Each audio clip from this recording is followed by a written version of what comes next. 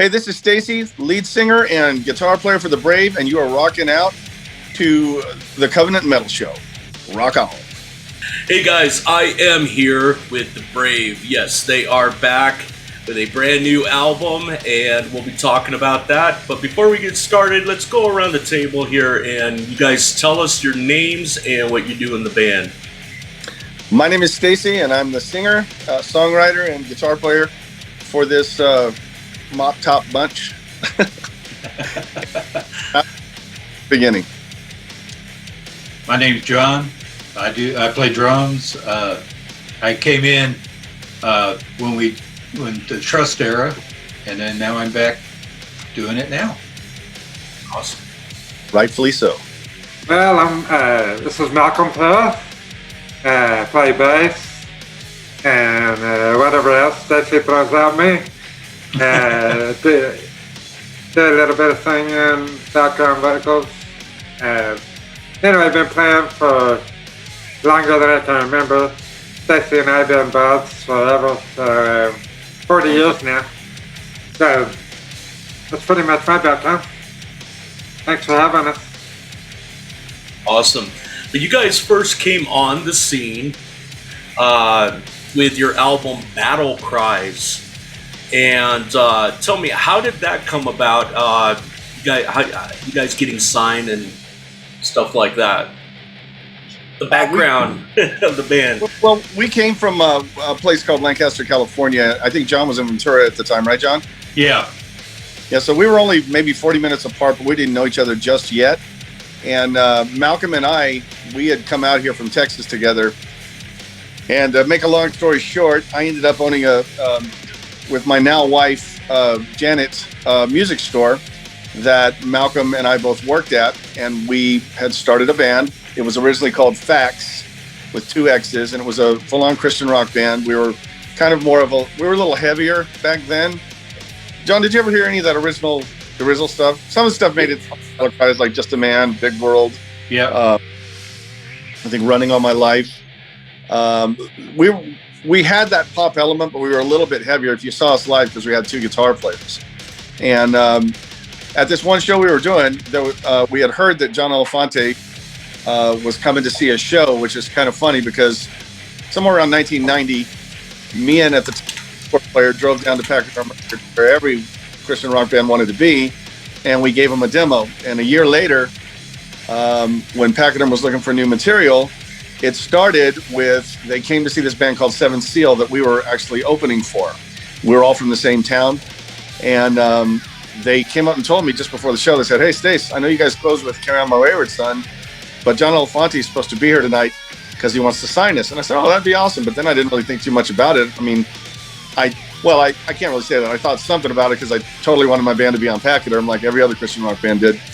And after the show, we had one of the best nights I think we ever had. We were a big-time vocal band, just like now. And after the show, they introduced me to John. And a week later, his A&R department called me at my music store and said that they were very interested in hearing more from us. So over the course of the next year, they followed us. Every band that they would send out to go and see a show, we happened to be at. And when Guardian or, J.R. McNeely, who's mixing this album, Ron Gollner, the A&R guy, they would come back to these shows and they'd go, "Hey, just anybody good?" And they'd go, "Well, nobody really too big other than the headline." And then they'd always go, "There was one band called Facts." And this happened 3 or 4 times until finally they sent Ron Gollner to Gazzari's to see us play, and we were signed about 2 weeks after that. But they didn't like our name. So once they decided to move forward with us, after spending a year kind of vetting us, we came in one day and they said, "We got a name for your band." We said, "What is that?" And they go, "Well, it's the Brave." Well, I can tell you, none of us liked it. But it grew on us, kind of like John's beard. It grew on us. I did that, we were asking for names for the album, and it may have been James that actually wrote that, and we loved it. And so the songs, those were easy. It was we had about half of them. They had half of them. John and I sat and we wrote at his house for probably a week and a half. and everything was done. I mean, we laid the framework of that album relatively quick. You know, we had a great singer in James. We had great background singers because all 5 of us, you know, I never was set out to be the singer for this band, but by virtue of we're out of people, I stepped up to the plate. But any of us, I think, could have done it. Malcolm could have done it. Freddie could have. We all had that cool 80s kind of vibe singing voice. For Battle Cries, James was the perfect guy for it. I mean, he had that cross between the Scorpions and Ozzy, those kind of influences, and he was a great front man, and he was a great guy. But personal things kind of led him out of it, and so when Randy came along, we came back after Battle Cries and it turned into grunge. Then Randy was the right voice, and now hopefully I'm going to be the right voice. So you know, we'll see. But that's how Battle Cries came about. They changed the name, came up with a cool title. We had the songs, and spit the record out in probably 3 or 4 months. So yeah, and Battle Cries came out in 1992. I'm seeing here 12 tracks, 2 of which are studio mixes of 2 of the songs that are on the album. All Together Now and Running All My Life. You know, just good straight up rock and roll off on Battle Cries album. You guys had another album after that. Trust, yes. I'm sorry, Trust. The follow-up to Battle Cries was Trust, and that happened about 1993. It came out late 93, early 94, but the landscape was not the same anymore. I mean, we came out, a lot of people have said that we were a little bit, maybe a year or two too late to the party because the music we were playing was starting to change. I mean, I remember we left and we were listening to, you know, King's X, which was our... Grunge didn't really affect us too much because we knew who King's X was from the time they came out. And so we were kind of following that drop D type of thing. But the aggression and the angst that, you know, guys like John played to the Trust element, it was different, man. When we got back, there were 2 legs to the Battle Cries tour. By the end of the second one, when we came back and it was time to write the next record, we didn't know what to do because it was like, well, for one, we don't have a singer anymore.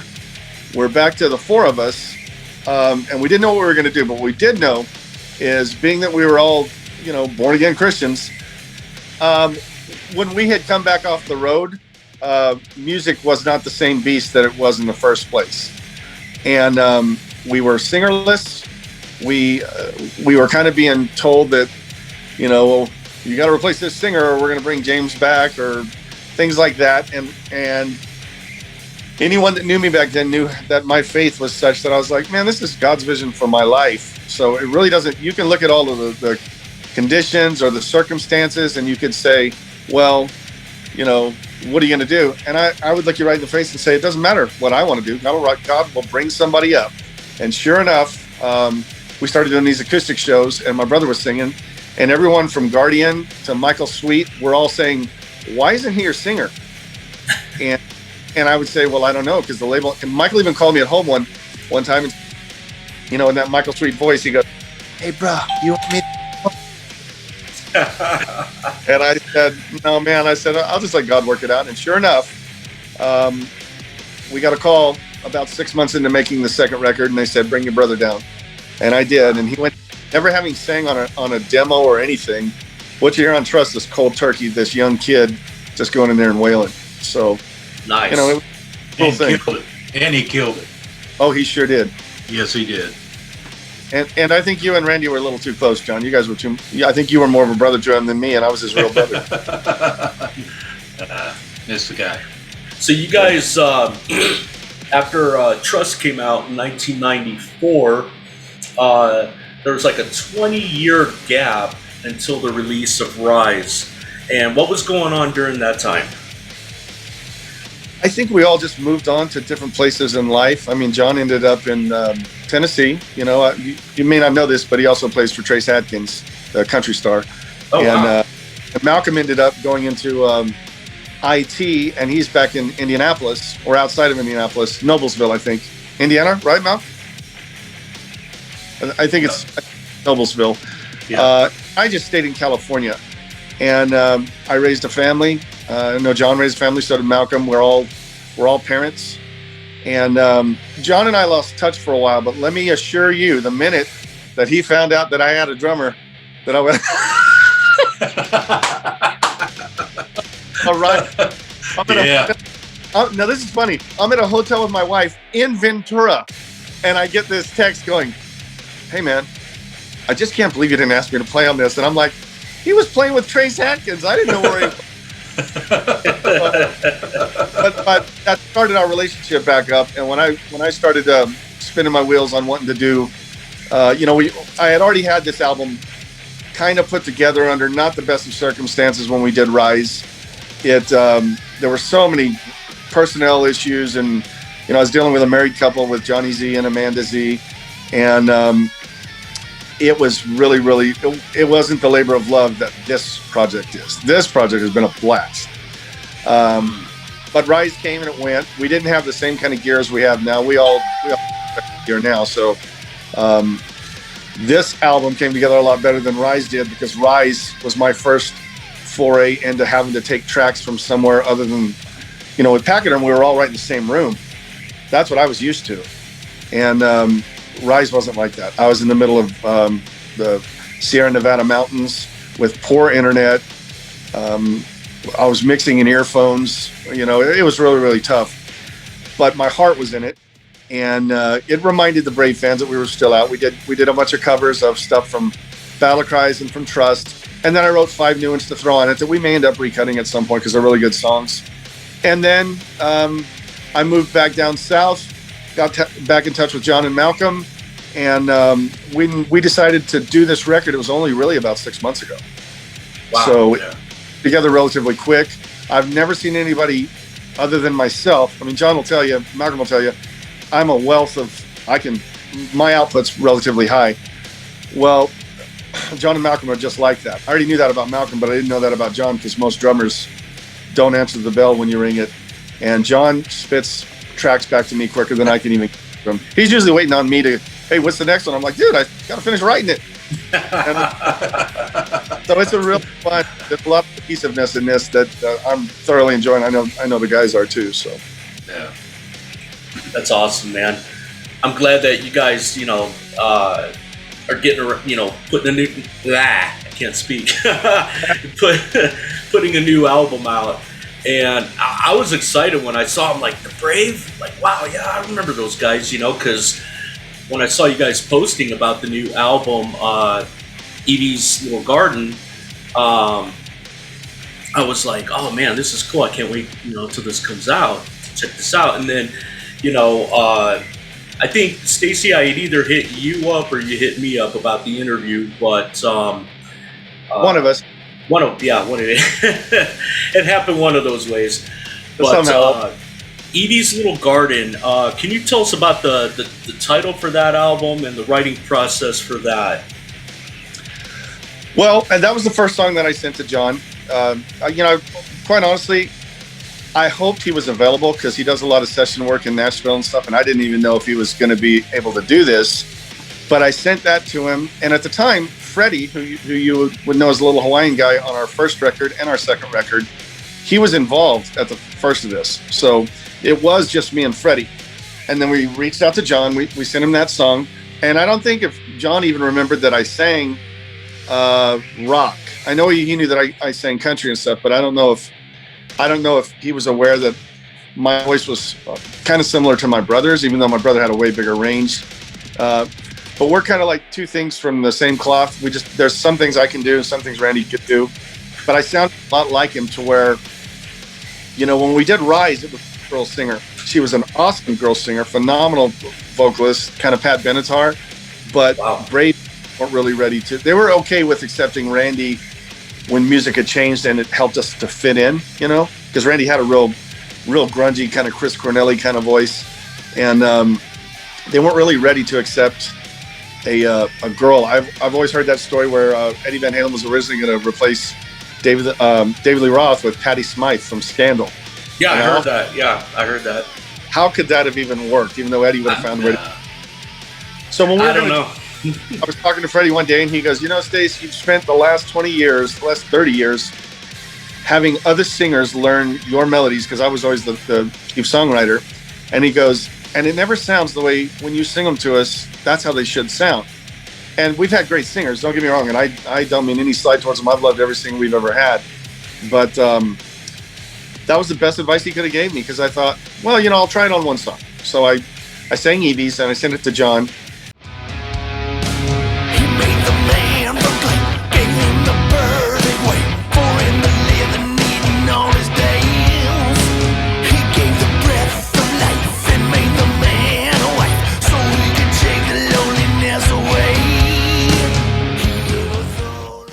And I get blown up by John. He's going, dude, I know you can sing like that. That's fun. This is cool. So that did it all. And then Freddie dropped out of sight, so it just became me, Malcolm, and John. And I just kept sending these songs to John and getting his take on them. And John, is there any song that I sent that we didn't do? No, I don't think so. I think we just recorded them, right? Yeah. And it's probably the best collection of songs. When you get the whole album in its entirety, I mean, it's really, we're all real proud of. I mean, it's good songs. Yeah, your vocals on it are great, man. Thanks. I really like it, and I'm sure everyone else is gonna love it too.